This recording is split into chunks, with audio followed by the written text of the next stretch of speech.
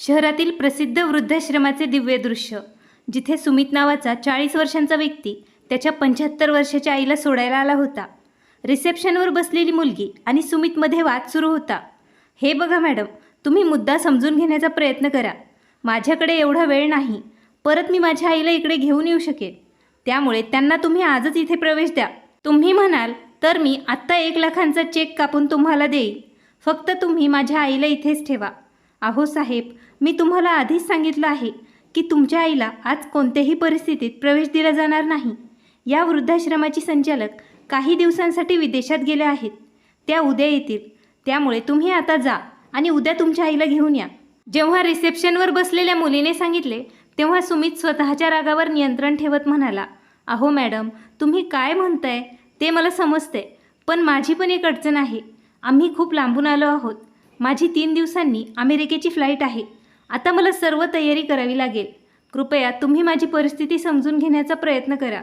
आत्ता हे संभाषण सुरू असतानाच सुमितचा मोबाईल वाजला. त्याचा बॉस त्याला फोन करत होता. हॅलो, यस सर, सुमित म्हणाला. तेवढ्यात दुसऱ्या बाजूने आवाज आला, मिस्टर सुमित, तुम्ही मला अजून कागदपत्रे ईमेल केली नाहीत. तुम्ही आज दुपारपर्यंत मला सर्व कागदपत्रे ईमेलद्वारे पाठवाल असे तुम्ही मला सांगितले होते. घाबरून सुमित म्हणाला, हो सर, मी आत्ता ईमेल करतो. सुमित खूप घाबरला होता. तेव्हा त्याचे बॉस म्हणाले, परंतु मिस्टर सुमित, तुम्ही तुमच्या कामाप्रती इतके निष्काळजी कसे काय होऊ शकता?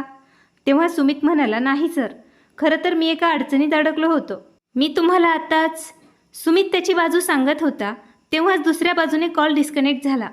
काळजी आणि त्रासात बुडलेला सुमित डोकं धरून खुर्चीवर बसला. आपल्या मुलाला एवढं तणावग्रस्त पाहून जवळ बसलेल्या सावित्रीजीही व्याकुळ झाल्या. सुमित पुन्हा त्या मुलीला म्हणाला, मॅडम, तुम्ही पाहत आहात ना मी किती अडचणीत अडकलो आहे. एकीकडे बायको, मुलं आणि कौटुंबिक समस्या आणि दुसरीकडे परदेशी नोकरी. मी किती अडचणीत आहे हे तुम्हीही बघू शकता. हा माझ्या भविष्याचा प्रश्न आहे. मॅडम, काहीतरी करा. तुम्ही वृद्धाश्रमाच्या मॅनेजरला बोलवा. मी त्यांच्यासोबत बोलेल. सर, हे सध्या तरी शक्य नाही. मॅडमचा फोन कव्हरेज क्षेत्राच्या बाहेर आहे. असं म्हणत त्या मुलीने एक आवाज दिला, रामू, प्लीज इकडे या. तेवढ्यात एक 25 ते 30 वर्षांचा तरुण तिच्या समोर हजर झाला. मॅडम बोला. रामू, प्लीज या दोघांसाठी चहा पाण्याची व्यवस्था करा आणि रात्री त्यांची झोपण्याची इथेच व्यवस्था करा. ते खूप लांबून आले आहेत. ओके मॅडम, मी लगेच व्यवस्था करून देतो. असे म्हणत रामू परत आत गेला. हे ऐकून सुमित मात्र आश्चर्यचकित झाला. नंतर मॅडम म्हणाल्या, मिस्टर सुमित, जर तुम्ही पुन्हा इतक्या दुरून येऊ शकत नसाल तर आजची रात्र तुम्ही इथेच थांबा. परंतु मॅडम, मला खूप त्रास होईल. अहो, मी तुम्हाला सांगितले ना, तुम्ही इथेच रात्री राहू शकता. तुम्ही रूम नंबर 1मध्ये जा. तुम्हाला काही हवं असल्यास कृपया तुम्ही मला कळवा. मॅडमच्या सांगण्यावरून सुमित तुटलेल्या मनाने आईसोबत खोलीत गेला, जिथे रामूने फरशीवरच अंथरून रात्री राहण्याची सोय केली होती. सर, मी थोड्याच वेळात चहा आणि नाश्ता घेऊन येतो. तोपर्यंत तुम्ही हात आणि चेहरा धुवा. जवळच बाथरूम आहे. असं म्हणत रामू किचनमध्ये निघून गेला. अमित लॅपटॉप घेऊन तिथेच बसला आणि पटकन ऑफिसचं काम पूर्ण करू लागला. मग सावित्रीजींनी त्यांची बॅग उघडली, जी त्यांनी सोबत आणली होती, आणि त्या खाली बसल्या. सिल्वर पेपरमध्ये गुंडाळलेली भाकर त्या बाहेर काढत म्हणाल्या, तुला माहीत आहे का बेटा, मी सकाळी उठल्याबरोबर तुझ्या आणि माझ्यासाठी बटाट्याचे पराठे बनवले होते. तुला आवडतात ना? मी लोणचं पण आणलं आहे. त्यांचं बोलणं ऐकून सुमित काहीच बोलला नाही. तो त्याच्या कामात खूप व्यस्त होता. तेव्हा सावित्रीजी म्हणाल्या, ठीक आहे, काही हरकत नाही. मी तुला माझ्या हाताने भाकरी खायला देईल. माहीत नाही हे सुख यानंतर कधी मला मिळेल की नाही. हे सांगताना त्यांचा आवाज खोल झाला होता. त्यांनी जेव्हा भाकरीचा एक तुकडा तोडून सुमितला खाऊ घालायला सुरुवात केली तेव्हा सुमित रागाने म्हणाला, काय आहे गाई, तुला दुसरं काही काम नाही आहे का? मला अजून खूप कामं पूर्ण करायची आहे. हे बटाट्याचे पराठे तूच खा. मला आत्ता भूक नाही आहे. मुलाचे असे बोलणे ऐकून सावित्रीजी थोडा वेळ घाबरल्या आणि त्यांनी ते पराठे परत बॅगमध्ये ठेवले. नंतर त्या म्हणाल्या, ठीक आहे बेटा, आयुष्यात तू खूप प्रगती कर, मोठा माणूस हो, हीच माझी देवाला प्रार्थना आहे. थोडा वेळ असंच बसून सावित्रीजी त्यांच्या भूतकाळात गेल्या. 22 वर्षांची सावित्री लग्नानंतर सासरच्या घरी आली. तेव्हापासून तिच्यावर जबाबदाऱ्यांचं ओझं लादलं होतं. घरात बरेच सदस्य होते. एक नणंद होती, जी तिच्या नवऱ्यासोबत तिच्या आईवडिलांच्या घरीच राहत होती. तिचा नवरा तिच्या सासूचा खूप लाडका मुलगा होता. याशिवाय तिला एक जाऊ आणि एक दीर पण होता. परंतु जाऊ मोठ्या कुटुंबातून आली होती. दीरही खूप चांगला कमवत होता. त्यामुळे जाऊ तिच्या सासूला अजिबात घाबरत नव्हती. तिला सासरच्यांची अजिबात पर्वाच नव्हती. सासूचा प्रभाव फक्त सावित्रीजींवरच असायचा. सावित्रीचा नवरा एक छोटी खाजगी नोकरी करायचा. त्यामुळे त्यांना जास्त कमवता येत नसे. सासरे आणि दिराच्या कमाईतूनच घर खर्च भागत असे. या सगळ्यामुळे सावित्रीचा दर्जा तिच्या सासरच्या घरातील मोलकरणीपेक्षा जास्त नव्हता. पण हेही पुरेसं नव्हतं. लग्न होऊन बरेच वर्ष झाली होती, पण सावित्रीची ओटी अजूनही रिकामीच होती. सासरच्यांनीही तिला वांज असल्याचा टोमणा मारल्याने तिच्या मनातील वेदना आणखी वाढल्या होत्या. शेवटी लग्नाच्या 12 वर्षानंतर देवाने तिची प्रार्थना ऐकली आणि तिला एक मूल झालं. पण तिचा मुलगा अवघ्या 1 महिन्याचा असताना तेव्हा तिच्या पतीचा रस्ता अपघातात मृत्यू झाला. सावित्री आतून पूर्ण तुटली होती. आता तिचा दीर आणि जाऊ कुटुंबापासून विभक्त झाले होते. सासू आणि सासरे काही काळानंतर स्वर्गात गेले. नणंद आणि नंदोई यांनी स्वतंत्र घरं बांधली. सावित्री तिच्या मुलासोबत पूर्णपणे एकटी पडली होती. परंतु ती हिंमत हारली नाही. आपल्या मुलाचा उदरनिर्वाह करण्यासाठी तिने लोकांच्या घरी कामं करायला सुरुवात केली. परंतु सर्व कामं करूनही तिने आपल्या मुलाला कधीच एकटं सोडलं नाही. एवढ्या अडचणींचा सामना करूनही सावित्रीने त्याला शिक्षण दिले आणि इतकं सक्षम बनवलं की त्याला एका मोठ्या बहुराष्ट्रीय कंपनीत नोकरी मिळाली. नंतर त्याला जेनी नावाची मुलगी भेटली. ते दोघेही एकमेकांकडे आकर्षित होऊ लागले आणि लवकरच दोघांनी लग्न करण्याचा निर्णय घेतला. जेनी ही आधुनिक विचारसरणीची मुलगी होती. तिला घरचे काम अजिबात आवडत नसे. इकडे घरची सगळी कामं सावित्रीजी यांनाच करावी लागायची. दिवसभर हिंडणं, मैत्रिणींसोबत शॉपिंग करणं किंवा आपल्या आईवडिलांच्या घरी जाणं हाच तिचा दररोजचा दिनक्रम झाला होता.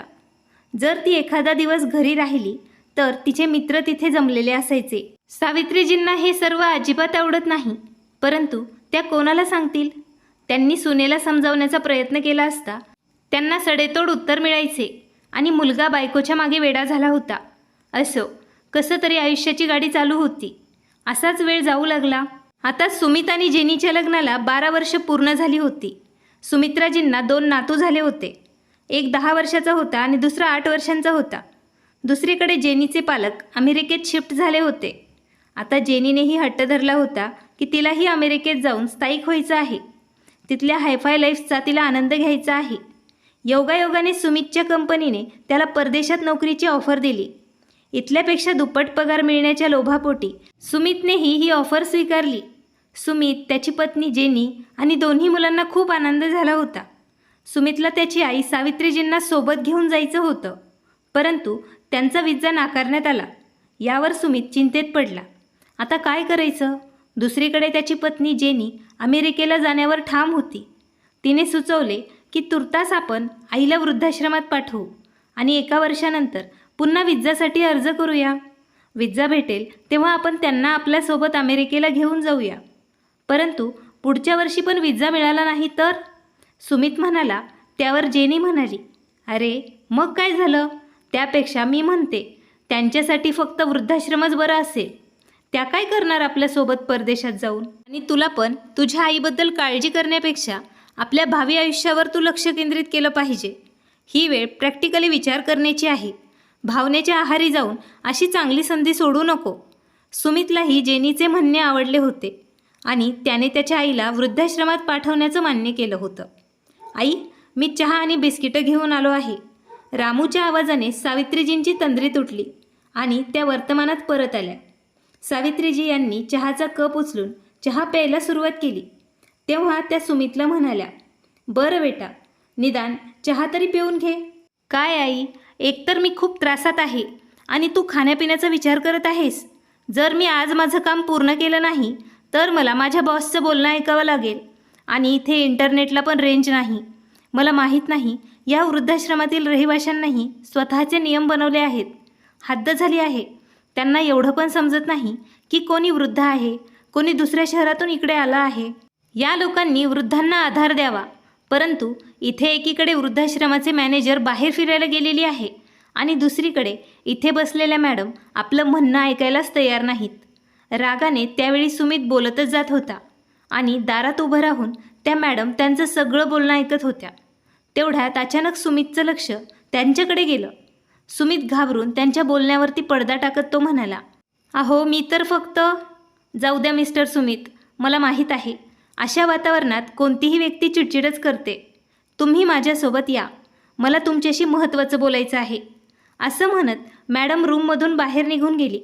सुमितला वाटले की मॅडम अजून जास्त पैसे मागतील, म्हणून बाहेर पडताच तो त्यांना म्हणाला, हे बघा मॅडम, तुम्ही म्हणाल तर मी 1 लाखांऐवजी 1.5 लाख रुपयांचा धनादेश काढेल. तेव्हा ती मॅडम म्हणाली, नाही मिस्टर सुमित, मी पैशांबद्दल अजिबात बोलत नाही. मला आश्चर्य या गोष्टीचं वाटत आहे, तुमच्या लहानपणी तुमच्या आईने तुमचा सांभाळ करण्यासाठी कितीतरी महत्त्वाची कामे पुढे ढकलली असतील, कित्येक रात्री जागून काढल्या असतील आणि तुम्ही त्यांच्यासाठी इथे 1 रात्रही घालवू शकत नाहीत. हे ऐकून सुमितचे डोळे लाजून खाली पडले. नंतर मॅडम म्हणाल्या, चला मी तुमचा हा पण प्रश्न सोडवते. मी तुमच्या आईला लवकरात लवकर इकडे ॲडमिशन करून देते. परंतु पण काय मॅडम? परंतु मिस्टर सुमित, तुम्हाला माझ्यासाठी एक छोटंसं काम करावं लागेल. मॅडमचं हे म्हणणं ऐकून सुमित त्यांच्याकडे प्रश्नार्थक नजरेने पाहू लागला. नंतर मॅडम म्हणाल्या, इथे वृद्धाश्रमात रामलाल नावाचा वृद्ध राहतो. तुम्हाला फक्त त्याचा नातू बनण्याचं नाटक करावं लागेल. हे ऐकून सुमित आश्चर्यचकित झाला. तेव्हा मॅडम म्हणाली, जवळजवळ 10 वर्षांपूर्वी त्यांचा मुलगा त्यांना इथे सोडून अमेरिकेला निघून गेला. तेव्हापासून आजपर्यंत ते आपल्या नातवाला भेटण्यासाठी तळमळ करतायत. त्यांना आशा आहे की एक दिवस तो त्यांना भेटायला नक्कीच येईल. परंतु मिस्टर सुमित, आज त्यांची तब्येत खूप खराब आहे. मला वाटत नाही त्यांच्याकडे आता जास्त वेळ आहे. शक्य असेल तर आमच्यासाठी हे छोटंसं काम करा. फक्त एक नाटक करायचं आहे. परंतु विचार करा, आपल्या नातवाला प्रत्येक क्षणाला पाहण्यासाठी आसुसलेल्या त्यांच्या डोळ्यांना किती दिलासा मिळेल. तुम्ही माझ्यासाठी हे काम करा. मी आत्ताच तुमच्या आईला इकडे प्रवेश देईल. हे ऐकून सुमित म्हणाला, परंतु मॅडम, मला त्यांच्या नातवाबद्दल काहीच माहीत नाही. त्याचे नाव काय, ते त्याला काय नावाने हाक मारतात? अरे मिस्टर सुमित, तुम्हाला त्यांना काहीच बोलण्याची गरज नाही. फक्त एवढं लक्षात असू द्या, त्यांच्या नातवाचं नाव पवन आहे. आता तुम्ही माझ्याबरोबर या. असं म्हणत मॅडम त्यांना रामलालजींच्या खोलीत घेऊन गेल्या. आश्रमात राहणारा त्यांचा एक म्हातारा मित्र रामलालजींच्या पलंगाजवळ ठेवलेल्या खुर्चीवर बसला होता. रामलाल, डॉक्टरांनी तुला सांगितलं आहे, जर तू वेळेवर औषध घेतलं तर तुझी तब्येत बरी होईल. रामलालजींचा मित्र त्यांना म्हणाला. तेव्हा रामलालजी थरथरत्या स्वरात म्हणाले, मी कितीतरी वेळा देवाकडे प्रार्थना करतो, मला घेऊन जा. परंतु मृत्यू आहे जे मी बोलवलं तरी येत नाही. माहीत नाही देवाच्या कानात माझा एकही शब्द का रेंगाळत नाही. रामलालजींच्या हृदयात दडलेली वेदना त्यांच्या बोलण्यातून बाहेर येऊ लागली. ठीक आहे रामलाल, मी काही वेळात परत येतो. असं म्हणत त्यांचे मित्र उठले आणि तिथून निघून गेले. तेवढ्यात मॅडम सुमितसोबत आत आल्या. सुमितने पाहिलं की बेडवर एक म्हातारा सांगाड्याच्या रूपात पडलेला होता. त्याचे गाल खोलवर बुडालेले होते. त्याचे निर्जीव डोळे किंचाळत त्याच्या दुःखाची वेदनेची कहाणी सांगत होते. परंतु त्यांचा श्वास त्यांच्या जिवंत असल्याचा पुरावा देत होता. मॅडम त्यांच्याजवळ गेल्या आणि त्या म्हणाल्या, बाबा, हे बघा कोण आलंय तुम्हाला भेटायला. तेव्हा रामलालजी हळूच म्हणाले, कोण आहे बेटा? हे बघा बाबा, तुमचा नातू पवन आला आहे. काय? माझा नातू पवन आलाय का? हे बोलता बोलता बाबांच्या डोळ्यात चमक आली. हो बाबा, कालच अमेरिकेवरून तुमचा नातू परत आला आहे. माझा नातू आला मला भेटायला? एवढे दिवस तुला माझी आठवण आली नाही का? खूप मोठा झालास रे तू. त्याच्याकडे पाहताच रामलालजींच्या म्हाताऱ्या शरीरात जीव परत आल्यासारखं वाटलं. मॅडमने त्यांना आधार दिला आणि बेडवरती बसवलं. मॅडम म्हणाल्या, बाबा, उद्या तुमच्या नातवाची परत जाण्याची फ्लाईट आहे, त्यामुळे आज तुम्ही त्याच्याशी मनसोक्त बोला. मॅडम रूमच्या बाहेर गेल्यावर सुमित जवळच ठेवलेल्या खुर्चीवर बसू लागला. तेव्हा रामलालजी त्याला म्हणाले, बेटा, तिथे नाही, इथे माझ्याजवळ बस. सुमितला जरा अस्वस्थ वाटत होतं, परंतु तेव्हा त्याला मॅडमने सांगितलेली गोष्ट आठवली, म्हणून तो त्यांच्या बेडवरती शांतपणे बसला. मला खात्री होती पवन बेटा, एक ना एक दिवस तू मला नक्कीच भेटायला येशील. म्हणूनच देव माझ्या शरीरातून हा जीव काढत नव्हता. मी अजूनही जिवंत होतो, फक्त तुला पाहण्यासाठी. परंतु बेटा, तू उद्याच परत का जाणार आहेस? किती वर्ष वाट बघितली आहे मी तुला भेटण्यासाठी, आणि भेटण्यासाठी काही क्षण. बोलता बोलता मध्येच रामलालजी यांना दम लागला, परंतु नातवाला भेटण्याचा उत्साह इतका वाढला की ते सर्व कमजोरी विसरून पुन्हा बोलू लागले. अच्छा, मला एक गोष्ट सांग बेटा, तुझे वडील कसे आहेत? त्याला माझी कधी आठवण येत नाही का? किती वर्ष झाली त्याला बघून? हे ऐकून सुमित काहीच बोलू शकला नाही. नंतर रामलालजी म्हणाले, तुझी आई ठीक आहे ना? हो हो आजोबा, सगळे ठीक आहेत. तुला माहीत आहे का बेटा, इकडे वृद्धाश्रमात लोक मिठाई वाटायला येतात. कालसुद्धा कुणाच्या तरी नातवाचा वाढदिवस होता, म्हणून त्यांनी वृद्धाश्रमातील सर्व लोकांना जिलेबी वाटल्या होत्या. त्या क्षणी तुझ्या बालपणीचे चित्र माझ्या डोळ्यासमोर येऊ लागले. असे म्हणत रामलालजींनी जवळ पडलेली एक छोटी वाटी उचलली, ज्यात एक जिलेबी ठेवलेली होती. ती जिलेबी ते सुमितला देताना म्हणाले, बेटा, ही जिलेबी मी तुझ्यासाठीच ठेवली होती. सुमितने अनिच्छेने ती जिलेबी उचलली. नंतर रामलालजींच्या फिकट चेहऱ्यावर हसू उमटले आणि ते म्हणाले, बेटा, तुला आठवतंय का, जेव्हा तू लहान होता तेव्हा दिवसभर माझ्या मनात एकच प्रश्न घिरट्या घालायचा, तुला जिलेबी खायला खूप आवडत होती ना? परंतु तुझी आई तुला जास्त जिलेबी खायला मनाई करायची, म्हणून दररोज संध्याकाळी पार्कमध्ये फिरण्याच्या बहाण्याने तू माझा हात धरून बाजारात मला घेऊन जात होता आणि मिठाईच्या दुकानातून जिलेबी खायला घ्यायचास. तेव्हा तू क्षणभरसुद्धा माझा हात सोडत नव्हतास आणि त्यानंतर तू माझा हात असा सोडला की परत कधी धरलाच नाहीस. त्यांच्या म्हाताऱ्या थरथरत्या हातांकडे बघत रामलालजी म्हणाले. तेव्हा सुमित म्हणाला, नाही नाही आजोबा, असं काही नाही. खरं तर आयुष्यात खूप समस्या आहेत, पण तरीही बघा, मी तुम्हाला भेटायला आलो आहे ना. पण कामाला पण वेळ द्यावा लागतो ना आजोबा. आता जर तुम्ही तुमच्या कामाला वेळ द्यायचा प्रयत्न केला तर नात्याला वेळ देता येत नाही, आणि जर तुम्ही नात्यांवर लक्ष केंद्रित केलं तर काम चुकू लागतं. हो बेटा, चूक आमचीच आहे. आम्ही कामाच्या ओझ्यांना नातं समजतो आणि नातेसंबंधांना ओझं समजतो. हे ऐकून सुमित डोळे मिटून शांत बसला होता. तेव्हा रामलालजी म्हणाले, परंतु बेटा, मला खूप आनंद झाला की तू मला भेटायला तरी आलास. मला एक सांग, तुझं लग्न झालं आहे का? रामलालजींच्या या प्रश्नावर सुमित विचारात पडला. मनात विचार आला की मी हो म्हटलं तर आजोबा आपल्या नातवाबद्दल विचारायला लागतील. काय झालं बेटा, तू कोणत्या विचारात पडलायस? तुझं लग्न झालंय की नाही? रामलालजींनी विचारले. तेव्हा सुमित म्हणाला, अरे नाही आजोबा, मी लग्न केलं नाही. तू कोणत्या मुलीला पसंत करून ठेवलं आहेस का पवन बेटा? अहो नाही आजोबा, तुम्ही काय बोलत आहात? पवन बेटा, आता तू माझ्यापासून लपवतोस? मी पण तुझ्या बापाचा बाप आहे. असं म्हणत असताना अचानक त्यांचा आवाज पुन्हा थरथरू लागला आणि डोळ्यातून अश्रू वाहू लागले. नंतर काही वेळाने ते म्हणाले, बेटा, आजपर्यंत माझ्या मनातून तुझ्या वडिलांचा विचारही गेला नाही, पण ते मला सोडून इथून निघून गेला. परंतु बेटा, तू माझ्या बोलण्याला सहमत आहेस का? हो आजोबा, मला सांगा, काय बोलत आहात तुम्ही? बेटा, तुझ्या वडिलांनी मला एकटं सोडलं, पण तू तुझ्या आईवडिलांना त्यांच्या म्हातारपणी कधीही एकटं सोडू नको. म्हातारपणात माणूस जेव्हा एकटा पडतो तेव्हा त्याचे आयुष्य एखाद्या शिक्षेपेक्षा जास्त काही उरत नाही. ही फक्त माझी एकट्याचीच गोष्ट नाही. वृद्धाश्रमात असे कितीतरी वृद्ध आहेत ज्यांना मुलगा, मुलगी, सुना, नातवंड सर्व काही आहे, पण तरीही त्यांना स्वतःचं कोणीही नाही. आयुष्याच्या या टप्प्यावर सगळी नाती खोटी वाटू लागतात. इथे राहणाऱ्या प्रत्येकाच्या मनात त्यांच्या कुटुंबाच्या आठवणी रात्रंदिवस काट्याप्रमाणे घोळत राहतात. सुमित आणि रामलालजी बोलत होते. तेवढ्यात त्याच्या मोबाईलची रिंग वाजली. त्याने पाहिलं तेव्हा त्याची पत्नी जेनीने त्याला कॉल केला होता. जेनीचा कॉल आला होता. नंतर तो म्हणाला, ठीक आहे आजोबा, आता तुम्ही झोपा. विमानतळावर जाण्यापूर्वी मी तुम्हाला सकाळी परत नक्की भेटायला येईल. हो बेटा, तू पण थकला असशील ना, तू झोपायला जा. देव तुला जगातील सर्व सुख देव. सुमितने त्या बाबांच्या पायाला स्पर्श करून त्यांचा आशीर्वाद घेतला आणि जड पावलांनी तो दरवाजाकडे निघाला. परंतु तो दाराची चौकट ओलांडू लागताच त्याला हृदय पिळवटून टाकणारी किंकाळी ऐकू आली. त्या आवाजाने त्याचे मन घाबरले. कुठल्या तरी अप्रिय घटनेच्या भीतीने त्याने मागे वळून पाहिले तर रामलालजी त्यांच्या पलंगावर शांत पडलेले दिसले. सुमित पटकन त्यांच्याकडे धावत गेला. त्याने त्यांना हलवण्याचा प्रयत्न केला, पण त्यांचा जीव निघून गेला होता. या म्हाताऱ्याशी कसलाही संबंध नसतानाही सुमितला त्यांना अशा अवस्थेत पाहून त्याच्या डोळ्यात अश्रू आले.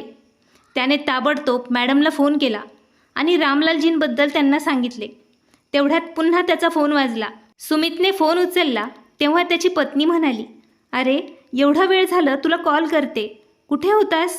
तू तुझ्या आईला वृद्धाश्रमात सोडायला गेला होतास ना? तरी अजूनपर्यंत घरी का आला नाहीस?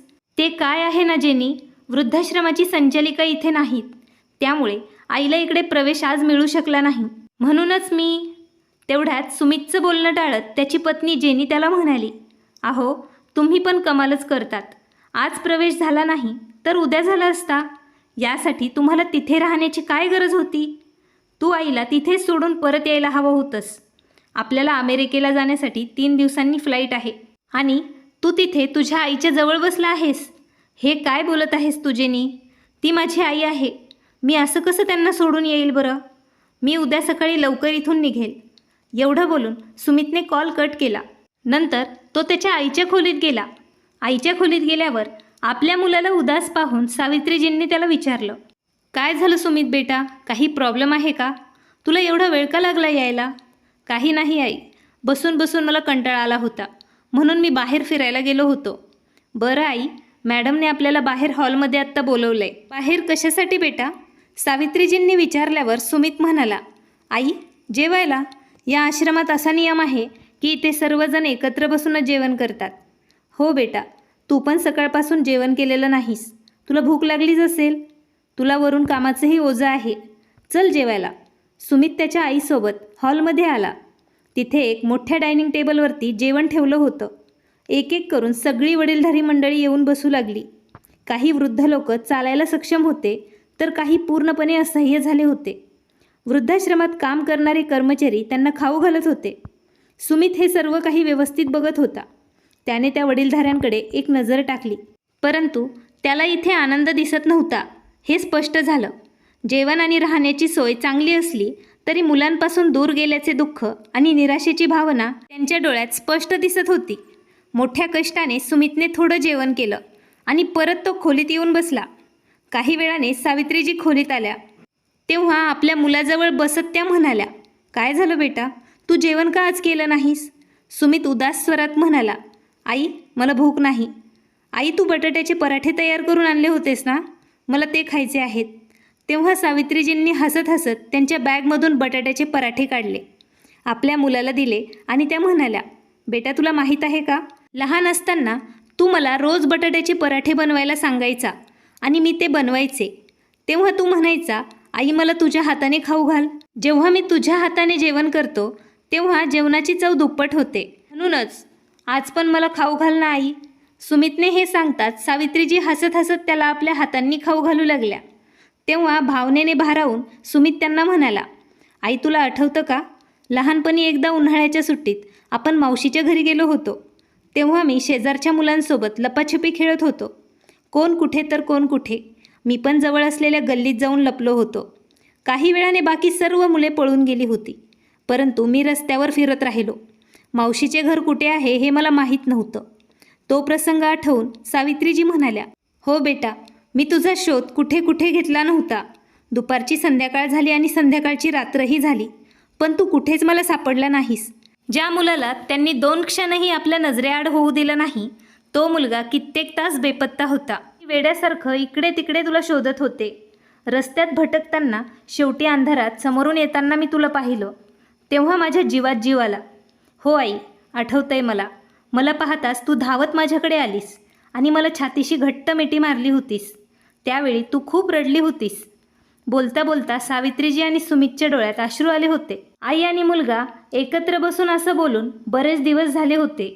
सुमितचे लग्न झाल्यापासून तेव्हापासून ते आजपर्यंत तो फक्त त्यांची पत्नी आणि त्याची नोकरी यातच व्यस्त होता. त्याला ना आईजवळ बसायला वेळ मिळाला ना कधी त्यांची गरज भासली. बोलता बोलता सुमित त्याच्या आईच्या कुशीत डोकं ठेवून झोपीही गेला. खोलीबाहेर उभा असलेल्या मॅडम कितीतरी वेळ शांतपणे हे सगळं दृश्य पाहत होत्या. सावित्रीजी बराच वेळ त्याच्या डोक्यावरून हात फिरवत होत्या. बसल्या बसल्या त्या झोपी गेल्या. दुसऱ्या दिवशी सकाळी सुमितला जाग आली. तेव्हा सकाळचे 8 वाजले होते. घड्याळकडे पाहताच त्याला धक्का बसला आणि सावित्रीजीला त्याने उठवले आणि म्हणाला, आई मला खूप उशीर झाला आहे, ऑफिसलाही जायचं होतं. तो घाईघाईने सर्व सामान बॅगेत ठेवू लागला आणि रिसेप्शनची सगळी औपचारिकता पूर्ण करून जेव्हा निघायला तयार झाला तेव्हा सावित्रीजी म्हणाल्या, बेटा काळजी घे, वाटेत थांबून काहीतरी खाऊन घे, नाहीतर इकडे मी तुझी काळजी करत राहील. ठीक आहे आई, आता मी येतो. असं बोलून सुमित पटकन तिथून निघून गेला. तिथून तो थेट त्याच्या ऑफिसला गेला. परंतु दिवसभर त्याच्या मनात गडबडच सुरू होती. त्याला वाटत होतं तो बरंच काही सोडून जात आहे असं त्याला वाटत होतं. इच्छा नसतानाही वृद्धाश्रमात राहणाऱ्या लोकांचे असहाय्य आणि निराश चेहरे त्याच्या डोळ्यासमोर पुन्हा पुन्हा दिसू लागले. रात्री सुमित जेव्हा घरी पोहोचला तेव्हा शांत शांत होता. जेनी म्हणाली, सुमित तू आईला वृद्धाश्रमात सोडून आलास का? यावर सुमितने होकार दिला. तर जेनी म्हणाली, बरं झालं, त्यांचा भार आपण किती दिवस उचलणार होतो. ठीक आहे, तुम्ही तुमचे हातपाय धुवा, जेवण तयार आहे. पत्नीचं बोलणं ऐकून सुमित आश्चर्यचकित झाला. आत्तापर्यंत त्याच्या मनाला संभ्रमाने घेरलं होतं, पण आता त्याचे पुढचे पाऊल काय असेल हे त्याच्या मनात स्पष्ट झालं होतं. अरे काय झालं, तू अजून फ्रेश का झाला नाहीस? जेवण थंड होईल. पत्नीने विचारल्यावर सुमित म्हणाला, मला भूक नाही. एवढं बोलून तो उठून आपल्या खोलीत निघून गेला. रात्री सर्वजण झोपले होते, पण सुमितच्या डोळ्यातून झोपच गायब झाली होती. ती रात्र त्याने मोठ्या कष्टाने काढली आणि बरोबर 2 तासानंतर तो त्याच वृद्धाश्रमासमोर उभा होता जिथे त्याने त्याच्या आईला आदल्या दिवशी सोडलं होतं. आत गेल्यावर समोर मॅडम उभ्या होत्या. त्या सुमितकडे अगदी शांतपणे बघत होत्या. काही म्हातारी माणसं अंगणात फिरत होती. आत येत सुमित इकडे तिकडे पाहू लागला. मॅडम, माझी आई कुठे आहे? कृपया त्यांना तुम्ही कॉल करा. तेव्हा मॅडम म्हणाल्या, हे बघा सुमित, आता तुम्ही सावित्रीजींशी बोलू शकत नाहीत. का मॅडम, काय झालं? ठीक आहे ना आई? अजून आई झोपली असेल ना? काही हरकत नाही, मी इथेच बसेन. आई उठली की मी तिला भेटेल. तेव्हा मॅडम म्हणाल्या, नाही मिस्टर सुमित, त्या झोपल्या नाहीत. खरं तर देवपूजेसाठी वृद्धाश्रमातील इतर काही वृद्ध महिलांसोबत त्या जवळच्याच मंदिरात गेल्या आहेत. खरं तर त्यांनी आपल्या मुलासाठी निर्जल उपवास ठेवला आहे. आपल्या आरोग्याची आणि जीवाचीही पर्वा न करता त्यांनी या वयातही त्यांच्या मुलासाठी कठीण व्रत केलं आहे. यावेळी त्या पूजेत व्यस्त असतील. तुम्हाला दीर्घायुष्य आणि तुमच्या प्रगतीसाठी त्या ईश्वरचरणी प्रार्थना करत आहेत. मॅडमचे हे शब्द ऐकताच सुमितच्या डोळ्यातून आता अश्रू वाहू लागले. तेव्हा त्याला समोरूनच सावित्रीजी हातात पूजेचं ताट घेऊन येताना दिसल्या. त्यांना पाहताच सुमित आई आई म्हणत त्यांच्याकडे लहान मुलासारखा धावला. त्याचा चेहरा अश्रूंनी भिजलेला पाहून सावित्रीजींना तोच प्रसंग आठवला जेव्हा त्यांचा 8 वर्षाचा छोटासा सुमित मार्ग चुकला होता आणि आईला पाहताच तो धावत सुटला. ती आई आज ओरडत होती, आई मला माफ कर आई, माझ्याकडून खूप मोठी चूक झाली आहे. मला माफ कर, मला माफ कर. तू माझ्यासाठी काय काय केलं नाहीस. आई, तुझ्या प्रेमाने आणि आशीर्वादानेच मी आयुष्यात यशस्वी व्यक्ती बनू शकलो. ज्या आईने मला लहानपणी क्षणभरही एकटं सोडलं नाही, आज त्याच आईला मी वृद्धाश्रमात राहायला सोडलं आहे. मला लाज वाटते माझ्यासारख्या मुलांची. आईच्या पाया पडून सुमित बोलण्यापेक्षा जास्त आज रडतच होता. सावित्रीजींनी त्याला उचलले आणि त्याचे अश्रू पुसत त्या होत्या. तेव्हा सुमित म्हणाला, चल आई, आता आपल्या घरी आपण जाऊया. तेव्हा तिथल्या मॅडम म्हणाल्या, परंतु मिस्टर सुमित, तुम्ही असं इथून जाऊ शकत नाही. त्यांना वृद्धाश्रमातून घेऊन जाण्यासाठी तुम्हाला मॅनेजरच्या ऑफिसमध्ये जाऊन सर्व औपचारिकता पूर्ण करावी लागेल. ठीक आहे मॅडम, कृपया माझी मॅनेजरशी तुम्ही ओळख करून द्या. या. मॅडम त्यांना मॅनेजरच्या ऑफिसमध्ये घेऊन गेल्या. ड्रॉमधून एक पेपर काढून त्यांनी सुमितला सही करायला दिला आणि समोर ठेवलेल्या खुर्चीवरती त्या बसल्या. हे सर्व पाहून सुमित मात्र आश्चर्यचकित झाला आणि तो म्हणाला, इकडच्या मॅनेजर अजून आलेल्या नाहीत का? तेव्हा त्या मॅडम म्हणाल्या, या वृद्धाश्रमाची मीच मॅनेजर आहे. परंतु मॅडम, 2 दिवसांपूर्वी आपण मला म्हणाल्या होत्या मॅनेजर सुट्टीवर आहेत. तेव्हा मॅडम हसत म्हणाल्या, हे सर्व सोडा, ते सगळं खोटं होतं आणि मी ते खोटं बोलले होते कारण तुम्ही इथे एक रात्र थांबावं आणि पाहावं वयाच्या या टप्प्यावर कुटुंबापासून विभक्त झाल्यानंतर माणसाचे काय होते. इथे येणाऱ्या प्रत्येकाला मी 1 दिवस इकडे राहण्याची संधी नक्कीच देते आणि ही संधी मिळवणारे लोक भाग्यवान आहेत. नात्याला स्वतःचं महत्त्व असतं. मिस्टर सुमित, आपले पालक त्यांच्या मुलाचा जन्म होण्याअगोदरच त्यांच्यासाठी पैसे साठवू लागतात, पण त्या बदल्यात त्यांची मुलं मोठे होऊन त्यांच्या वृद्धपकाळासाठी पैसे वाचवतीलच अशी अपेक्षा करू नका. कारण त्यावेळेस त्यांना पैशांची गरज नसते. त्यांना गरज असते त्यांच्या मुलांची, त्यांच्या सोबतीची. आणि जेव्हा त्यांना हे मिळत नाही तेव्हा ते या परिस्थितीतून आनंदाने बाहेर पडतात. हे ऐकून सुमित डोळ्यात अश्रू आणत त्यांना म्हणाला, तुमचे खूप खूप धन्यवाद मॅडम. तुम्ही माझ्यावर खूप मोठे उपकार केले आहेत. एवढं बोलून सुमित त्याच्या आईला घेऊन वृद्धाश्रमातून बाहेर जाऊ लागला. तेव्हा सर्व वृद्ध लोक त्याला एकटक लावून पाहू लागले. काही वृद्ध लोक त्यांना बाहेर सोडायला पण आले होते. ते विचार करत होते, काश त्यांच्या आयुष्यात पण असा दिवस यावा जेव्हा त्यांचा मुलगा पश्चात्तापाने असह्य होऊन तिथे येईल आणि त्यांना आपल्या घरी परत नेतील. जेव्हा सावित्रीजी त्यांच्या मुलासोबत गाडीत बसल्या तेव्हा सुमितला कॉल आला. अरे, सकाळी सकाळी मला न सांगता तू कुठे निघून गेला होतास? कित्येक वेळा मी तुला कॉल केला, परंतु तू माझा कॉलच घेत नाहीस. त्याची पत्नी म्हणाली. तेव्हा सुमित म्हणाला, मी वृद्धाश्रमामधून आईला परत घेऊन येत आहे. काय? हे काय बोलत आहेस तू? तू आईला परत घेऊन येत आहेस, परंतु तू त्यांना कुठे ठेवणार आहेस? आपल्याला तर विदेशात जायचं आहे ना? मी तुला सांगून ठेवत आहे, विदेशात जाण्याचा प्लॅन मी कॅन्सल करणार नाही. जिथून त्यांना तू घेऊन येत आहेस तिकडेच त्यांना परत सोडून ये. जेनी म्हणाली. तेव्हा सुमित म्हणाला, अजिबात नाही. मी माझ्या आईला एकटं सोडून अमेरिकेमध्ये जाऊ शकत नाही. तुला जायचं असेल तर तू जाऊ शकतेस. मी तुला सोडायलाही तयार आहे, परंतु माझ्या आईला नाही. एवढं बोलून सुमितने कॉल कट केला आणि मनातून त्याने ठरवलं, आता कशीही परिस्थिती आली तरी तो त्याच्या आईला एकटं कधीच सोडणार नाही. मित्रांनो, तुम्हाला आजची ही कथा आवडल्यास नक्की लाईक करा, शेअर करा आणि नवीन असाल तर चॅनल सबस्क्राईब करायला विसरू नका. धन्यवाद.